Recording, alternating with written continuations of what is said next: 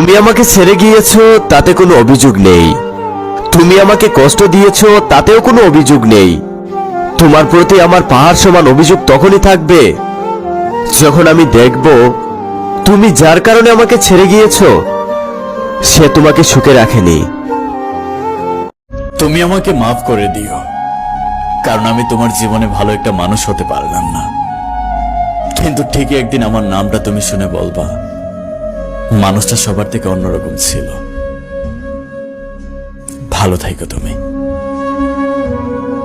মেয়েদের খারাপ দিকগুলো না খুঁজে তাদের ভালো দিকগুলো খোঁজার চেষ্টা করুন।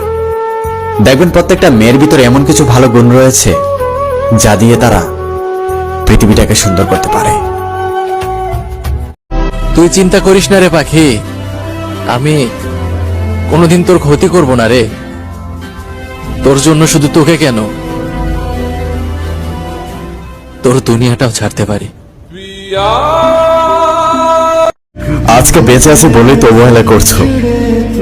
আচ্ছা, আমি যদি মরে যাই কাকে এত অবহেলা করবা? হঠাৎ যদি শুনো আমি মরে গেছি তাহলে আমাকে মাফ করে দিও, কারণ আমি তোমাকে অনেক জ্বালাইছি, অনেক বিরক্ত করছি। আমাকে ছেড়ে গেছো ভালো থাকার জন্য, আল্লাহ যেন তোমাকে অনেক অনেক ভালো রাখে। আমাকে ছেড়ে গেছো আমার থেকেও ভালো কাউকে পাওয়ার জন্য, আল্লাহ যেন তোমাকে আমার থেকেও 1000 গুণ ভালো কাউকে মিলিয়ে দেন। সবকিছুর পর একটাই চাওয়া, আল্লাহ যেন তোমাকে সবসময় ভালো রাখে। জীবনে এই 4 জন মানুষকে কখনো ভুলে যেও না। নাম্বার 1, যে তোমার বিপদে পাশে ছিল।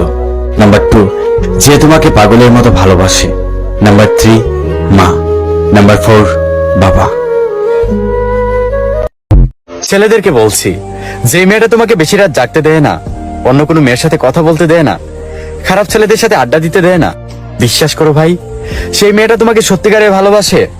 আর এরকম মেয়ে যদি তোমার জীবনে থাকে তাহলে তাকে আগলে রাখো, পাহাড় সমান ভালোবাসা পাওয়া।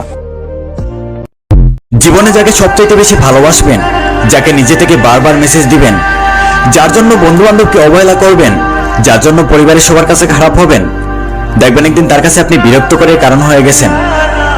দেখবেন সে যে কোনো একটা কারণ দেখে আপনার জীবন থেকে চলে যাবে।